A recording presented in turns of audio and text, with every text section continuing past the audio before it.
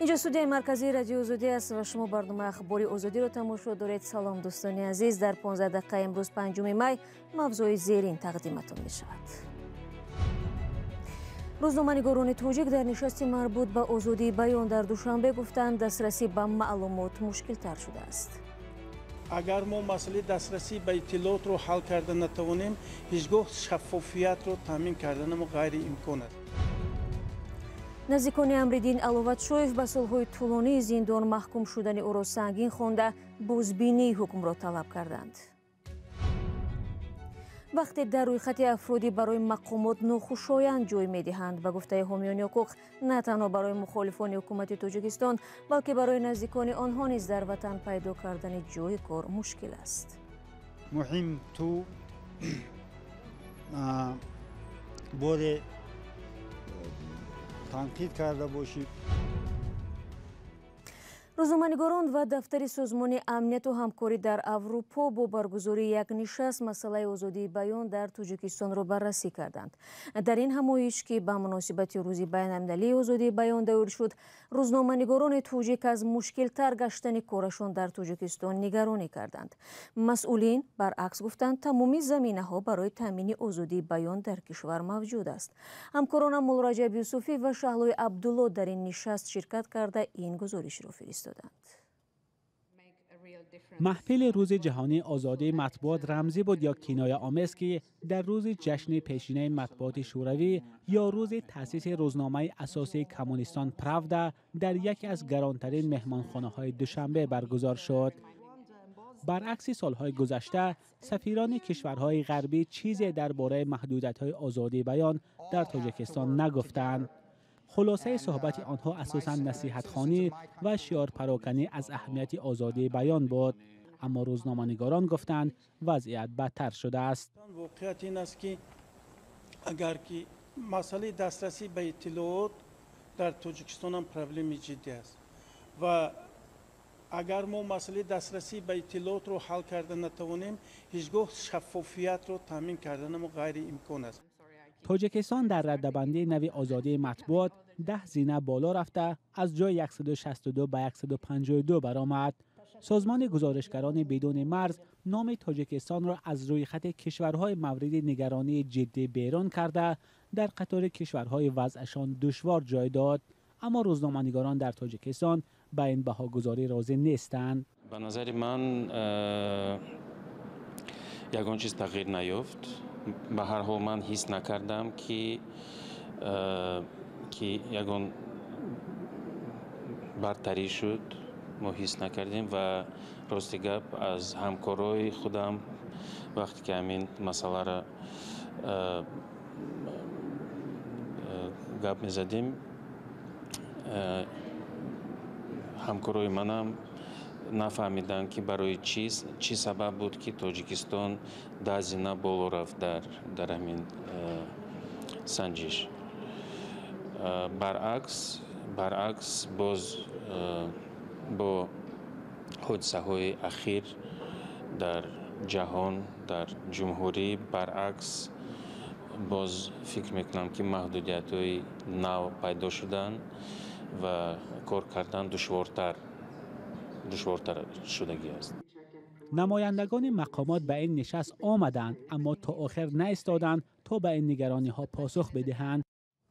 بینندگان عزیز، گزارش مفصل در این باره در سامانه رادیو آزادی جای داده شده است. شما را به تماشای آن دعوت میکنم. من برنامه را ادامه میدهم. شاعر معروف توجیک میرسید میرشکر 6 می 110 ساله می شود.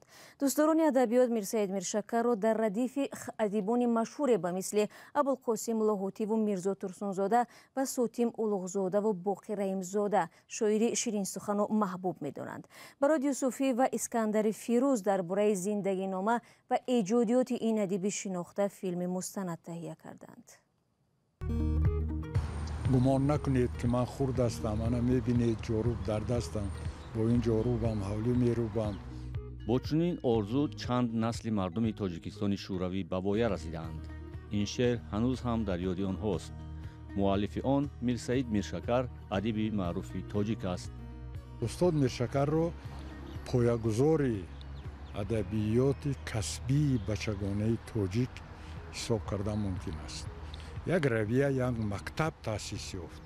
مثلا در برابر نثر، نظم، دراماتورگی، ادبیات بچگانه یک شاخه مخصوصی ادبیات معاصر تاجیک به حساب می رود که استاد میرشکر پایه‌گذار این ساحه هستند.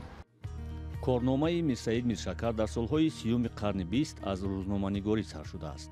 خبرنگاری کمسمالی تاجیکستان بود و دیرتر نشریه‌های زربداری وخش و وصیت لنین را سروری کرد. دوستان گرامی، فیلم مستند راجع به شاعر معروف توجیک میرسعید میرشکر به همین زودی ها در وبسایت ما و هم آزادی ویدیو گذاشته می شود. رو میرم به موضوعهای دیگر. نزدیکان امرالدین علوتشویف یک چهره شناخته در میان جوانان ولایت مختار کوهستان بدخشان که به 18 سال زندان محکوم شده است بازبینی حکم او را خواستند.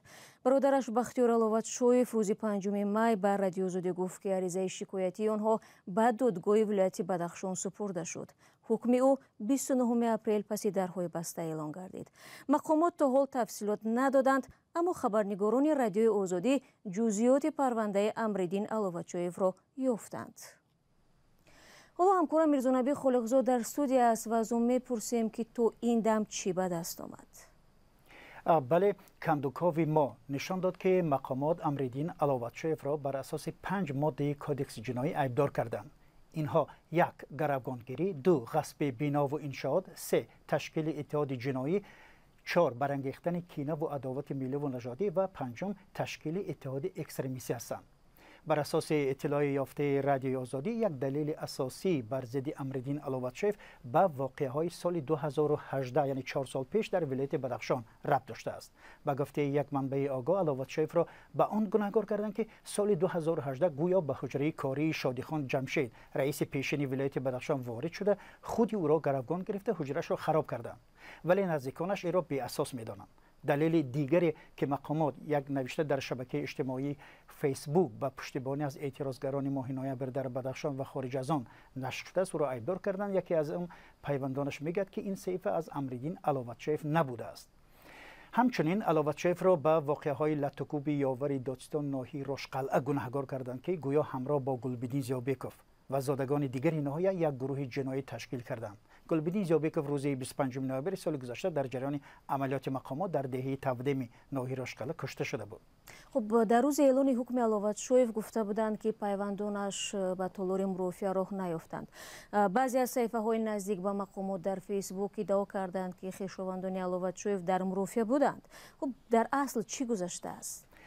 2 منبع از هم جدای رادیو آزادی میگویند خویشاوندان علوتشویف تنها در لحظه آخری مرافعه به تالار راه داده شدند، نه اینکه از اول در آنجا حضور داشتند. بررسی قضیه علوتشویف در بینای بازداشتگاه موقتی یا سیزا گذشته و وارد شدن به آن مشکل است. معلوم است که به مرافعه خبرنگاران هم راه داده نشدند و تصدیق ادعای طرفها خیلی سخت است. ولی همانطور که گفتید در یک صحیفه نزدیک به مقامات ادعا شده است که مرافعه را خویشاوندان از جمله خواهر و عمک امرالدین علوتشویف و 2 وکیل مدافع نظارت داشتند.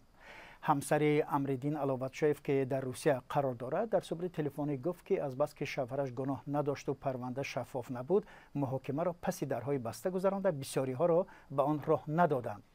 بعضی خبرهای است که گویا خانه علوتشویف را در مرکز ناحیه رشقلعه ویران کردند. در این مورد تفصیلاتی هست یا نه؟ بله شلا، در این باره خودی نزدیکان امرالدین علوتشویف شکایت کردند، از جمله برادرش بختیار علوتشویف و همسرش صافیه منیمشایوه. در صحبت تلفنی به ما گفت که خانه 2 آشیانه آنها آخری ماه مارس امسال ویران کرده شده است و آن را غیر قانونی و ناعادلانه نامید. تلاش‌های ما برای گرفتن نظر مقامات ناحیه رشقلعه تا این لحظه بی‌نتیجه است. طبق اطلاع دریافتی رادیو آزادی مقامات دلیل آوردند که خانه علوتشویف در حدود یک مکتب ناحیه رشقلعه جای داشت و یک مسئول اداری زمینسازی همین ناحیه آن را غیر قانونی فروخته باشد. فهمو تشکر برای صحبتی با تفصیل. دهها حقوقشناس، حامیان حقوق، عالمان و روزنامه‌نگاران در تاجیکستان به دلیل به اصطلاح در روی خط نامطلوب مقامات توجیک قرار داشتنشان نمیتوانند جای کار پیدا کنند. این چگونه روی خط است؟ کی و برای چی به آن داخل شده است؟ و مهمتر از همه این افراد چگونه زندگی میکنند؟ همکاران ما از تلویزیون نستایشی وریمیا با چند از این نفران برای مقامات ناخوشایند صحبت داشتند. صدها مقاله علمی نشر شده در 10 کشورهای جهان، 13 монография و کتاب‌های درسی. دکتر علمی حقوق و معاون رئیس حزب سوسیال دموکراتی تاجیکستان که رسانه‌های محلی آن را آخرین تشکیلات سیاسی واقعا مخالف حکومت مینامند، نتیجه فعالیت چندین ساله خود را نشان می‌دهد. با وجود این همه دستاوردها، شاکر جان حکیمов در دانشگاه‌ها و مؤسسه‌های دولتی کشور به کار قبول نمی‌شود. حتی صاحبکاران خصوصی و سازمان‌های بین‌المللی او را به کار قبول نمی‌کنند. در هماهنگی با رهبریت سیاسی به همه مکتب‌های عالی کشور از جمله به اکادمی علم‌ها کدام یک دستور فرستاده شده است. وقتی ما مراجعت می‌کنیم در اول مثل اینکه برای به کار قبول کردن و همکاری نمودن اجازت می‌دهند، ولی پس از مدت آنها اشاره می‌کنند که مصاحبه‌ها، سخنرانی و یا سفر داشتن من به جای برایشان مشکل آفریده است. یعنی این از آن گواهی می‌دهد که مقامات یک پرینسیپ دارند: هر کی با ما نیست ضد ماست. به قول روزنامه‌نگار عزیز نقیبزاد، او نیز به اصطلاح به رویخط سیاهی مقامات شامل است. ژورنالیست سالهای فعالیتش در نشریه مستقل آزادگان درباره ساختارهای مختلف قدرتی تاجیکستان صدها مقاله انتقادی نشر کرده است. روزنامه‌نگار پس از بسته شدن این خبرگزاری نه از روی اختصاص و نه در دیگر بخش‌ها جای کار پیدا کردن نتوانست و مجبور شد که به تجارت خرد مشغول شود تا خود و خانواده‌اش را تامین کند. فرق نمی‌کند تو ژورنالیست هستی یا کی حقوق شناس هستی، مهم تو باره تنقید کرده باشی. وکیل دفاع شهرت قدرتوف برای فعالیت‌های حقوق بشر و ادوکاتیش تقریباً 4 سال را در زندان سپری کرد. او سال 2018 به آزادی برآمد. سازمان دیدبان حقوق بشر پرونده ضد قدرتوف را دارای انگیزه‌های سیاسی نامیده است. حقوق شناسی ورزیده بعد آزاد شدنش در وطن کار پیدا کردن نتوانست و مجبور شد به روسیه هجرت نماید. چرا من با مقامات ناخوشایند شدم؟ پیش از همه این فعالیت کسبی من همچون حقوق شناس است، چون آن زمان من به حمایه افراد پرداختم که به حکومت پسند نبودند. به عباره دیگر من از شخصان دفاع می کردم که با سببهای سیاسی نسبتشان پرونده جنایی باز شده بود. من کارم را صافدلانه و پاک وجدانانه انجام دادم و این به مقامات تفتیشاتی که این پرونده های جنایی را پیش می بردند خوش نآمد.